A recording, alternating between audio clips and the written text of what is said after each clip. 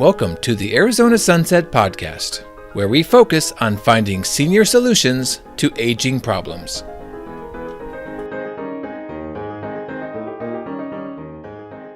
Okay, welcome to the Arizona Sunset Podcast. This week we're here talking to Lin Sue Cooney, who is the Director of Community Engagement at Hospice of the Valley. Welcome, Lin Sue. Oh, thank you so much for having me here today. It's so fun to talk to you. Thank you. So Lin Sue, for those who are new to Arizona, she was a local broadcaster for years, and she has ended up as the Director of Community Engagement for Hospice of the Valley.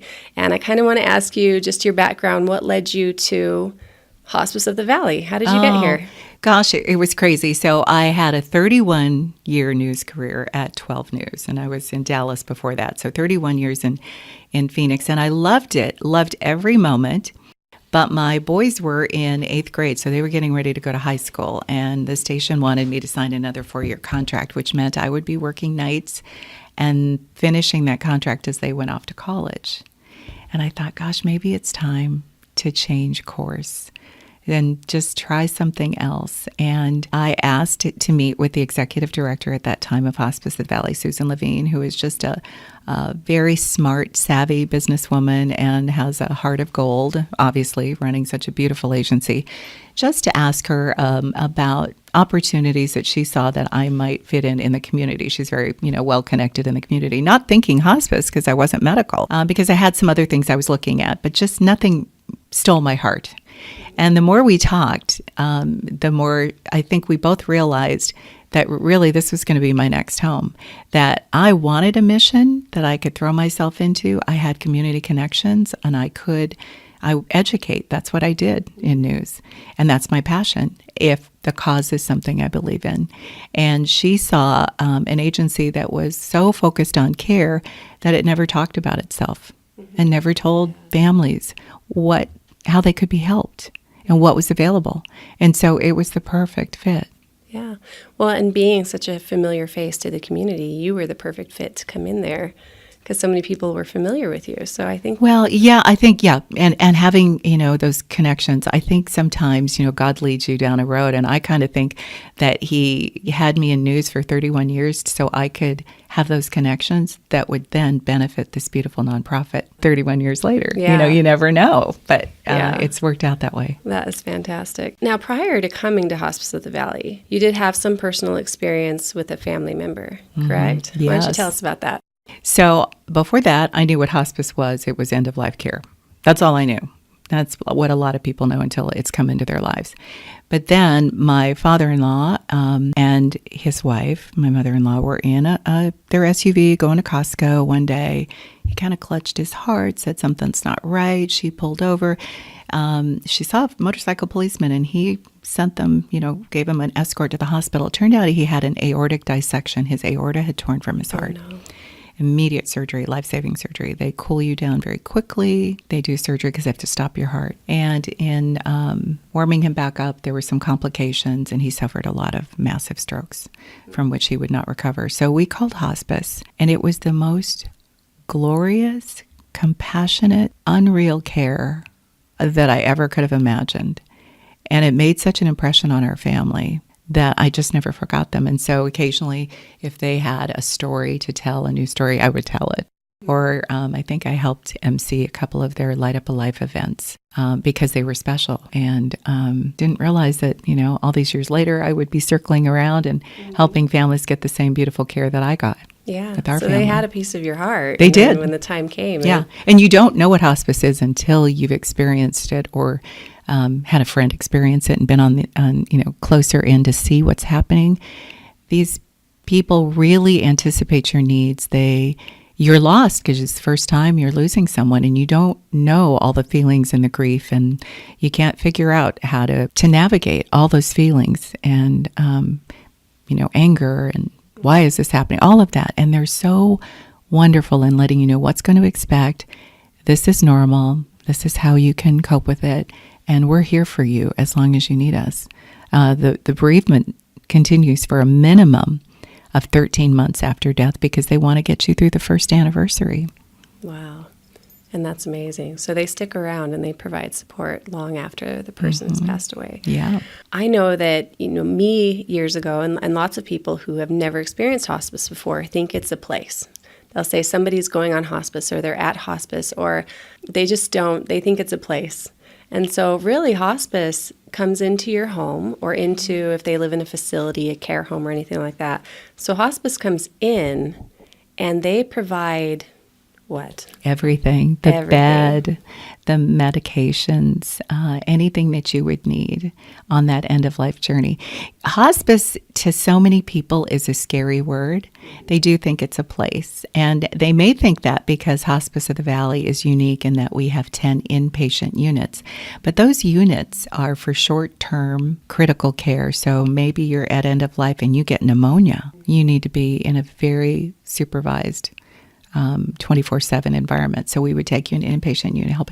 Or maybe you're caring for somebody at end of life and you get the flu. Okay. We need to care for your loved one so you can recover, right?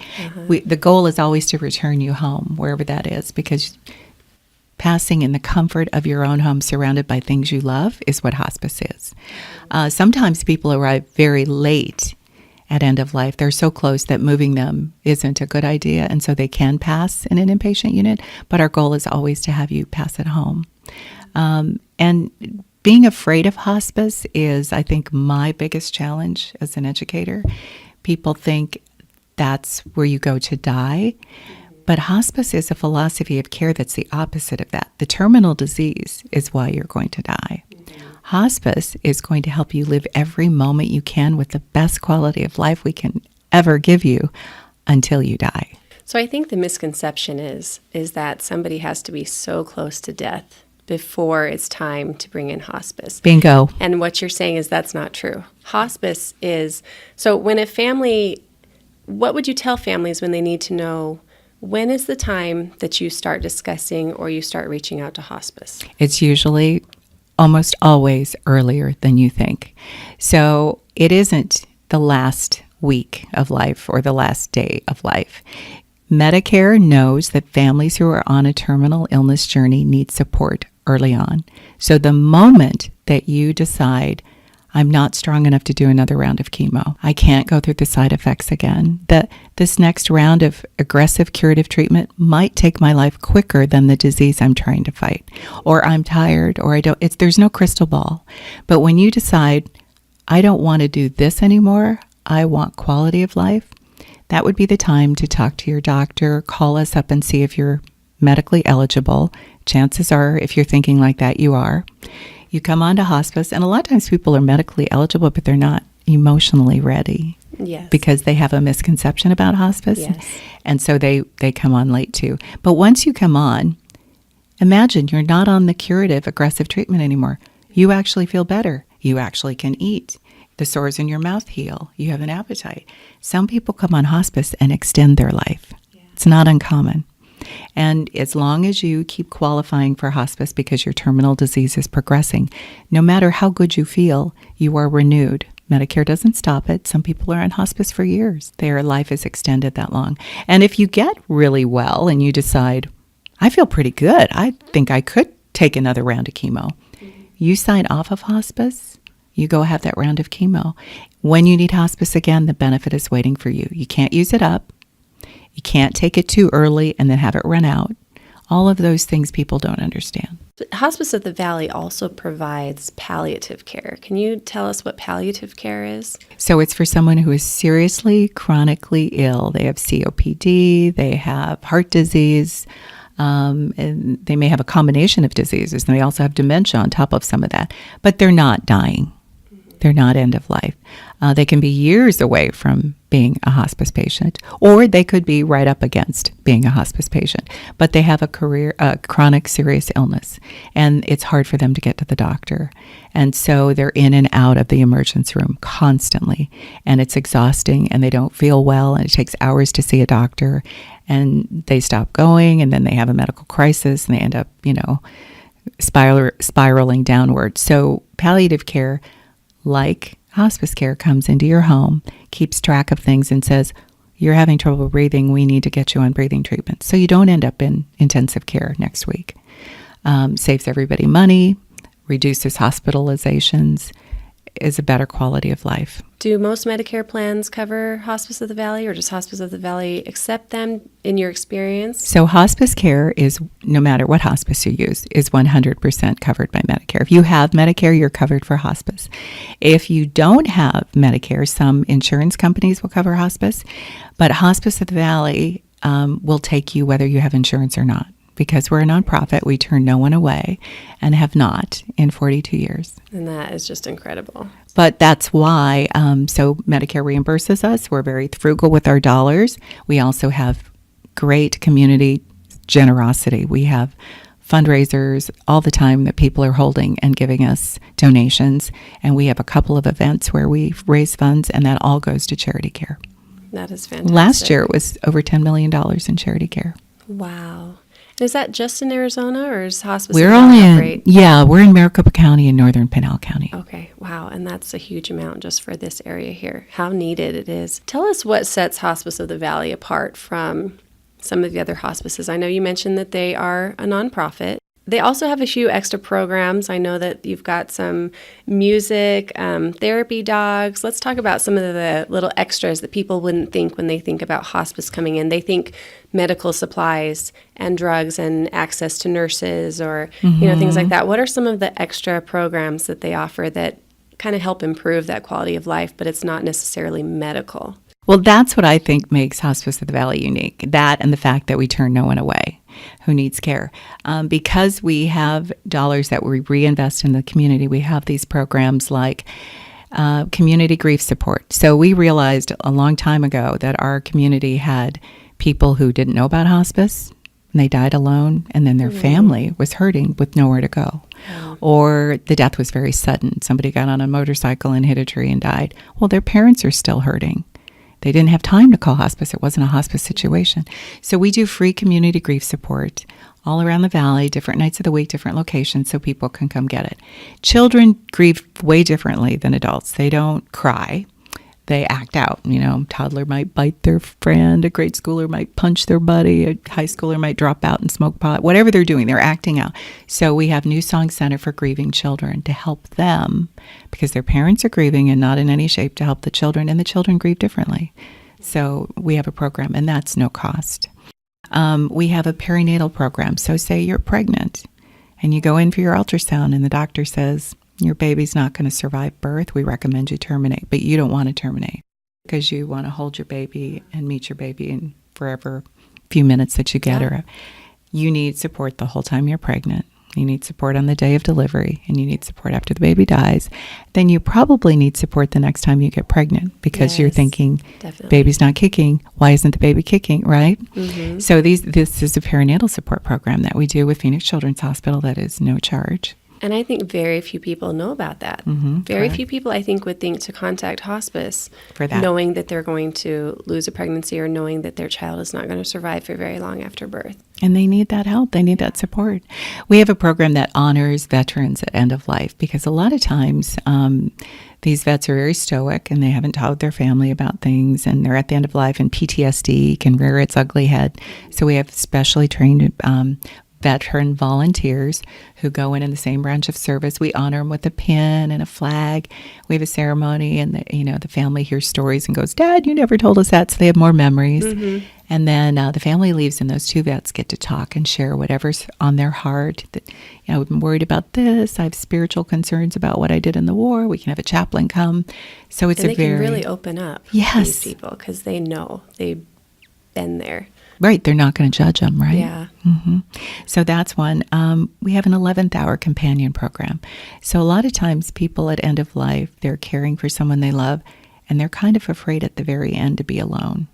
So we have volunteers who are trained to vigil at the bedside when someone's actively dying for that extra support, to tell them what to expect, tell them what they're seeing, what's happening, so they're not afraid, and to be there. And sometimes those 11th hour volunteers are there instead of a loved one, because if you're a child from out of town and you've been here 2 weeks and your boss says you need to come back to work, but you don't want mom or dad to pass alone, the 11th hour volunteer will hold their hand so they're not alone. So I bet from those 11th hour volunteers, you've probably heard some pretty amazing stories. When you said they'll talk to them about what it is they're seeing. Can you expound on that? What are some of the stories you hear? Well, part of it is, at end of life, the breathing changes, the coloring changes. They're not sure if their loved one can hear them, so they just need someone to explain to them. Yeah, they can probably hear you. If there's anything you want to say, this kind of sound and breathing is normal. They're not in pain. Things that are reassuring so they understand what's happening, so it's not frightening. Yeah, because the last thing they want to see is somebody in pain right before they pass too. I imagine that would be very just heartbreaking on top of the heartbreak they're already preparing for. If they're not understanding what's happening and not realizing, Has being a part of this work had any sort of spiritual effect on you? Coming from news where it was all competitive, go, go, go, you never thought, you never gave the present moment a thought. You're always thinking the next newscast, what's due, the next week, the next story, and it's just this hungry machine that was always eating information. Here, you don't sweat the small stuff. You treasure the moment. You get your priorities in the right order. Some of our patients are so amazing. So I just spent the morning with a patient who will be 99 in May. She was the first pitcher in the first all-women's baseball league, that A League of Your Own was that movie. Oh, wow. Because the men went off to war and they needed baseball. And so they kept it alive with this women's league. And she was telling us how we had to wear these short skirts and put makeup on. And, we're jocks. And the mascara is burning our eyes. And it was crazy. And, I could strike these people out. And, just full of stories and history. And they're the most fascinating people. And you realize they can teach you about life. Yeah. It's not the headlines in the newscasts or on Facebook. It's real people that have lived it. Mm-hmm. I know in our experience, we've only had one Hospice of the Valley patient in our care home. And I know that towards the end of his life, he I think, was more spiritually in tune, maybe. And I just wonder if that's something that any of the volunteers ever notice. I guess there could be two different things. Do you find that, can hospice help people who might have some fear surrounding death? Yes. So it's a multi-interdisciplinary team. There is the medical part, the doctors, the nurses, and then there's the CNAs who come in and they help with the bathing and the daily living. And there's social workers to help with some of the loneliness and the grief they're feeling. And there are chaplains who come in and help with spiritual needs. And that can mean an Indian medicine man. Mm-hmm. It can mean a rabbi. It can mean a Hindu priest. It can be a Christian So whatever pastor. Will be comforting for them, you'll be able to find it. Yep. Wherever they are, we meet them and try to have them leave not in physical or emotional pain or spiritual pain. As peaceful as possible. And you also have therapy dogs. Yes, we do. So we have 100 certified therapy animals, a miniature horse, a couple of cats. We're getting a hairless cat soon, which is great for allergies. We have a lot of dogs, and we have a bunny. And my dog is a standard poodle, a big ones, and he and I are a certified therapy team. So we go in to visit hospice and dementia patients, and the difference it makes, you walk in the room and they completely light up and they haven't talked all day and they're chattering away and petting your dog. And it brings them in from somewhere far away sometimes. It sure does. They start sometimes calling your dog by their dog's name. A lot of them know my dog and have no clue who I am. They could care less that the human is there. Yeah. Oh, that's great. So is that something the family requests if they want a therapy dog to come? Yeah, family or patients can request that. There is a form that we fill out with all of our patients called About Me that tells us what they like, what their favorite food is, a little bit about them so we know if they're a veteran, we know if they love kids, we know if they like puzzles, so that when we go to visit, we have things we can talk about, what their dog was, what their dog's name was. Yeah, so we have something to go on. Can you tell me a little bit about, hospice really is about quality of life at the end of life, which, for example, for cancer patients, there might be a lot of pain involved. So can you tell me a little bit about how hospice, their methods of helping control pain at the end of life? What's typical? Well, hospice is really, they're really the experts in pain management. That's what our expertise is in. We want you to be present and to know your family members when they come visit you, but we don't want you to be in agony. So it's sometimes it's a combination of medicines. It's working out what works best, but it's always going to be comfort so that you have a dignified and some control over that journey, a dignified journey, and you have some control over it. Well, and pain isn't always crying out and saying what the pain is. Sometimes it can be found in other ways, right? Or exhibited in other ways, such as agitation or confusion, right? Well, especially if the patient has dementia and they're not speaking, right? Because so a third of our patients have a chronic illness or a terminal illness and dementia. So a lot of times, so we have this wonderful program that no one else has. It's because dementia is really coming at us like a freight train.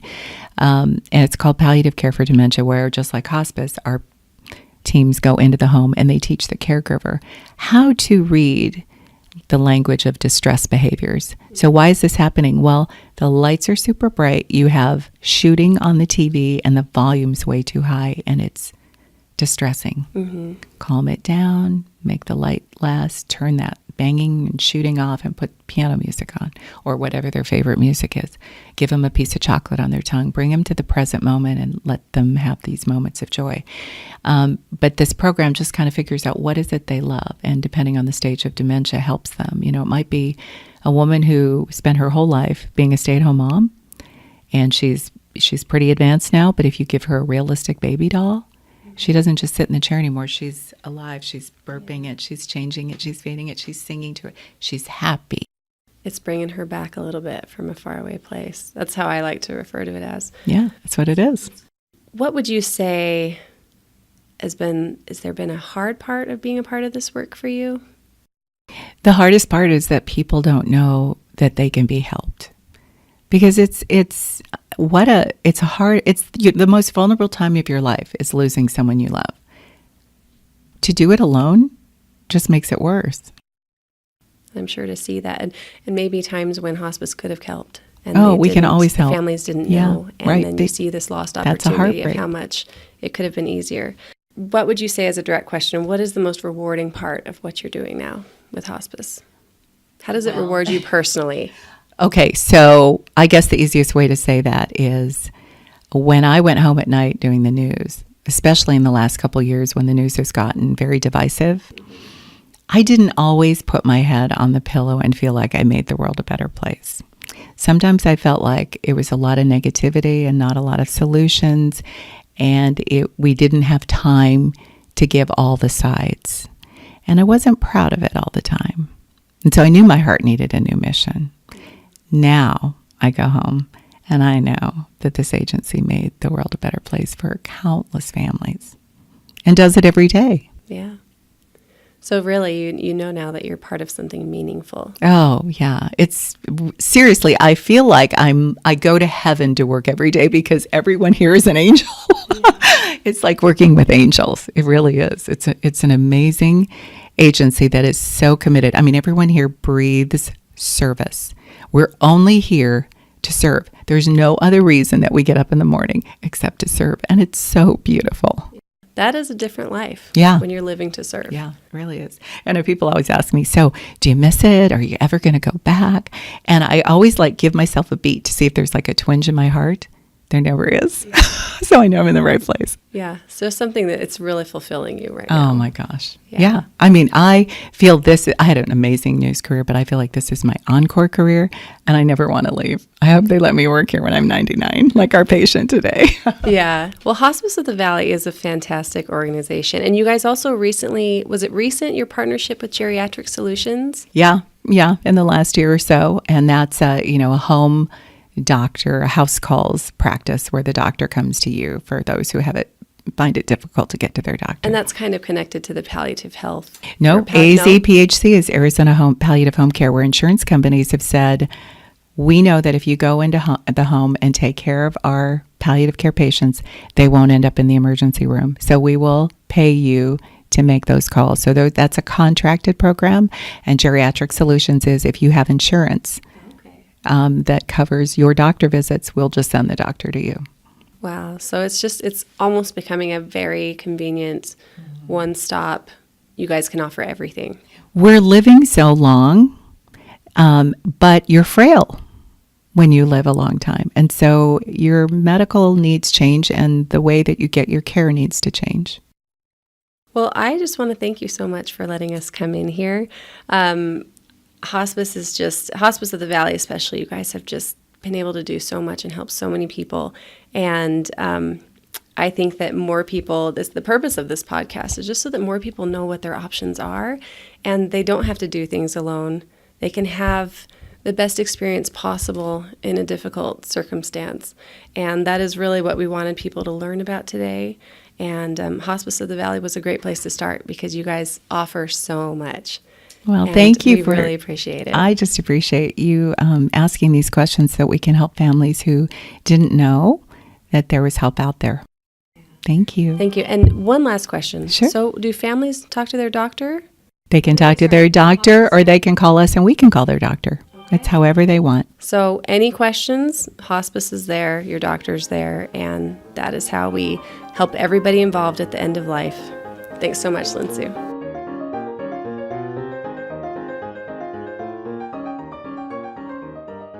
We are really grateful that Lin Sue took the time to speak with us. And I'm grateful for the wonderful job that Audra did having the conversation with her.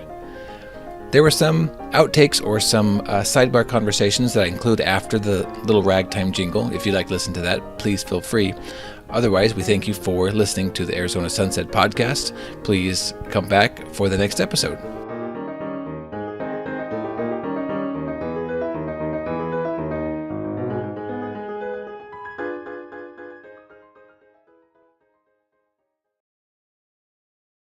Well, we grew up here. Yeah. So we saw you on the news. Oh all my the time gosh, when we 100 were years younger. ago then, huh? Yeah. No, we were both born and raised in Chandler. So Wow. Yeah. So you're a familiar face Wow. to us. So this is Okay. fun. Great. Oh gosh.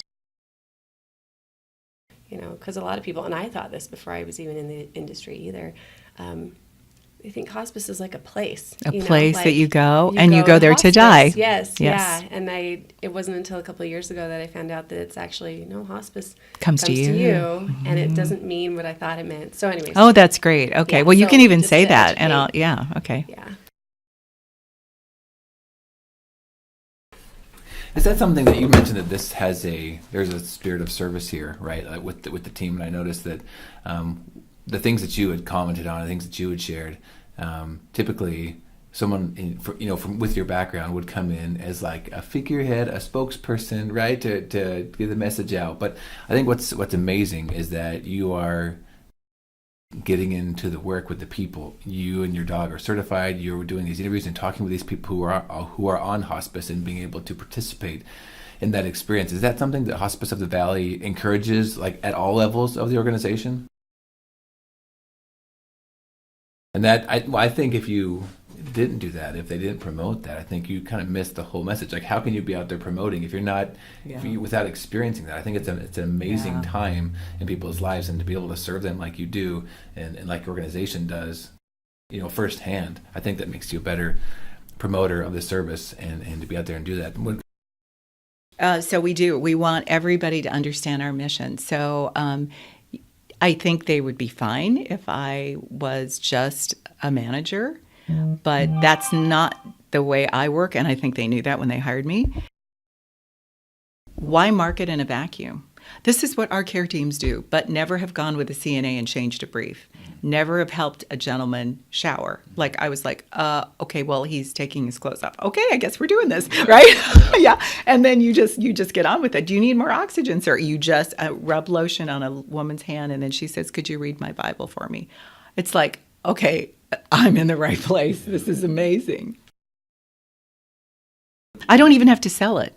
I just talk it because it's true. You've got feeling behind the promotion. Yeah. So you're not promoting it without, you've got the feeling there. So I just have to tell what the day was like, and it just it sells itself, but you don't have to sell it. You say, this is what we do, and people are like, wow, I want that. We have all these cultural beliefs which are very important to us. We live them. We have state of the agency meetings. We have volunteer recognition that goes on. all these things where we involve our people and we tell our patient stories, we tell our caregiver stories, because if you have an amazing nurse, our agency needs to know these are the amazing people who are your coworkers. And if you have a difficult patient and you hear how she solved or broke through that, I call her, and that we all share. Nobody does this. Well, if I know something you don't know, I'm better. It's all like, oh, this worked for me, try this. Or it's so much sharing. This guy's a real tough nut to crack. What's his favorite ice cream? I don't know. Find out. Bring him ice cream. Bring him every flavor of chocolate chip mint, and you guys figure out which is the best one. They're best friends in like 3 visits. Everybody there is about, I want to make your journey the best part, the best I can make it right now. Mm-hmm. You've got a wedding that you're trying to go to in July, and you talk to the doctor and the nurse, and your care team knows they're not going to make it to July. Okay, what are we going to do? Like, we just had a gentleman who had a Disneyland trip planned. He was not going to make it. So we called Talking Stick Resort because Disney on Ice was here. Mm. We got him this whole suite, and he had 22 people in it. This little girl's got to go down to the stage because the characters can't come up. They get mobbed. Stand right on the ice and see him skate by. And he got to go to Disneyland. So our care teams are always doing those things. They're just, everybody's life is like, okay, the sand is running. What can we do? Yeah. It's think yes, deliver wow. Yeah, well, and it's really a dignified approach to end of life, because I feel like that is sort of a sacred transition, mm-hmm. Treat it with reverence and respect and dignity, and to be able to offer them the things that they love, and so that they can leave this life mm-hmm. comfortable and happy and fulfilled. With some joy. We should look really that it was a life well lived and joyful, like we do at birth. Yeah. Right? Yep. I actually compare those two a lot. Yeah. I mean, I think birth is sacred as well. It's the end. The beginning of life starts with a very sacred event. The end of life should be. Death doesn't need to be like scary. It's also a sacred transition. They both are. Yep. We're just on the opposite ends of the spectrum there. Mm-hmm. Well, that's what makes it precious. If we live forever, life would mean nothing. Yeah. But we do die, and so it's preserving those memories and keeping the essence of what that person was to us. Yeah. Yeah.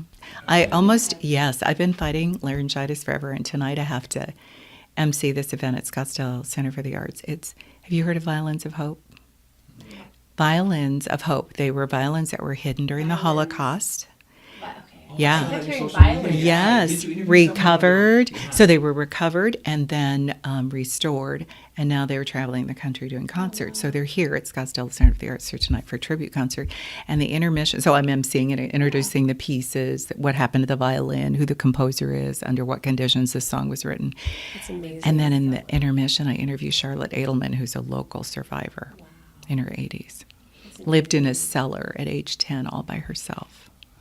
And one night the Germans came in, and there was a little 4-year-old boy in the family that was protecting her, and they felt sorry for her in the cellar, so they would let her come up. Well, the Germans came that night, so she hid under a bed, and the Germans went into that bedroom, and the little 4-year-old was going to scream her name, but he was getting ready for a bath, and the mother stuck the soap in his mouth to stop him, and they didn't look under the bed. Wow.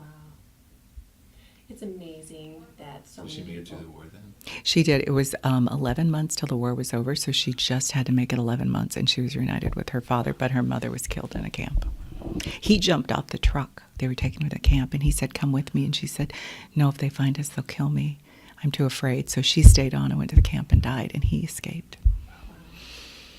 Isn't it amazing what people have survived? Yes. Before our time. Yes. Like, I just think we have people it so are really easy. struggling today Yes. with mental health, and I'm like, the generation before us like really saw horror and evil and pain, and like somehow so many of them were so resilient. And I don't know if we just don't know how to let ourselves be stretched and grow to be able to be that The life is so easy. Yes. Yeah. But that's why I want and that's why I want her to tell this story, because we have to go home and tell our kids have to tell their kids, and because otherwise there will be another Hitler, and people will just march to this demigod that's really Satan and do horrific things. Yeah, it's kind of scary. Yeah. I mean, the bravery of that family, because they put themselves in jeopardy. They had a 4-year-old son and a daughter, And so what was cool about it is 70 years later, the 4-year-old son found her on Facebook. Wow. And they went back to the house in France, in Paris, where they were hiding her. And she got to go see the sister, who was much older than 4. I don't know her age. She's now confined to a wheelchair, but she was the one who brought the food down and carried her waist out. Wow. That's incredible. Yeah. I know. I was kind of pre-interviewing her last night, and I was like, oh, okay, waterproof mascara. That's what you're wearing tomorrow. Because I was like, oh. It's amazing. Yeah, it was pretty amazing. That is, it's going to be sad when there's not any more of those survivors left. I know. I hope somebody continue to records come, this. but- Yeah. Yeah. She's got the survivors have that. She doesn't, because she wasn't. She never went to a But yeah, when you see those that do have that, it's just, wow, to live in that. And what would you do as a mother? You're brought in, you know it's not good. You're filed into this building to take a shower. Yes. You undress, you're shamed, you're embarrassed, you're with all these other people that are fighting, and then gas comes through. And you can't even tell your kids that you love them, or it's going to be okay, or you're just choking and you die. What a nightmare. Yeah, I know. You can't comfort them. Oh, It's unthinkable that all of that was happening. And, I know. you know, so many stood by, so many countries. I like to think now there's enough, well, because of social media and instant, communication, and so many people saying this person's a crazy person, and, even 9/11, that people would crash a plane before they would let other innocent people die. They would risk it. I kind of think people wouldn't let a Hitler take over, but you never know.